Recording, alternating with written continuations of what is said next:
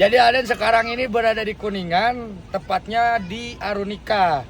Dan udah di dalam kabinnya Kuningan Custom, salah satu anggota TCI disuruh untuk tes nada di Kuningan Custom ini guys. Dia pakai D2 sama D3 yang disambungin. Kita cobain ya. Emang boleh sekecewa itu ya?